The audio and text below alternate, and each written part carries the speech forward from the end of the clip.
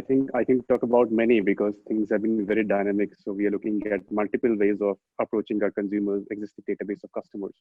But I think few things I would want to share. I think what we are doing differently and can help people as their takeaway is number one, that we are focusing on B2B models more than anything else.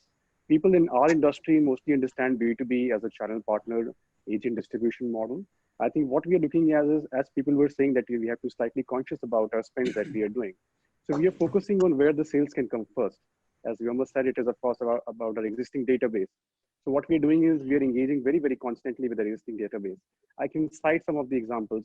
Is like what we're doing is all the existing residents of our developments across the city and wherever, we are actually taking some testimonials from them in terms of what is that they're doing in their house, what is that they really liked about their house, certain moments that they're doing a clipping and putting it on social media, or sort of a contest that is running across, because they are actually acting like a brand ambassadors rather than actually we going out in the market and telling that, please, this is the scheme, you buy us. This is what we're offering, you buy us.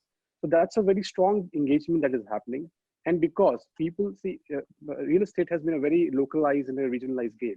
So people are somewhere or interconnected with the people who have bought. So they're looking at it, and people in the same network are actually quite happy about they've been experiencing while they're in their back home.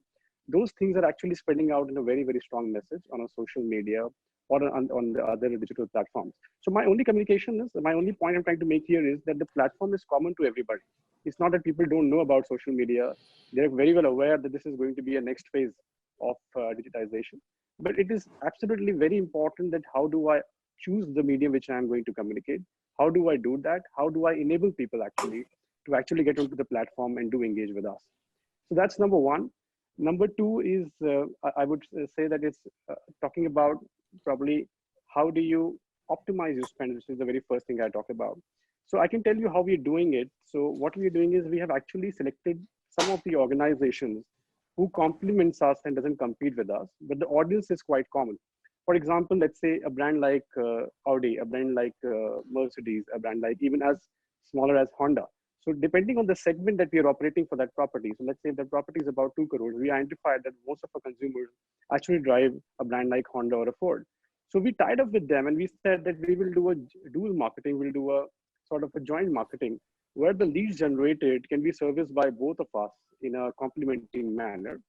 For you, you become our mobility partner from the other angle. For us, of course, it is about buying a house. Or we have tied up with some of the interior agencies where people are looking to actually furnish their houses. That's how we are doing cross promotions in terms of marketing, where there is a marketing investment which is going from both the sides. The reach is far better, and it is complementing, non-competing. We're able to serve them for both the purposes. For example, the automobile brands come as a mobility partner with us. The interior brands come as with the furnishing partners with us. So we're just trying to collaborate and just trying to optimize and have a farthest reach as far as possible. These are the key two takeaways probably that can help us people in innovating and probably optimizing being spent because of the fact that, of course, we have to be slightly conscious about what we do today.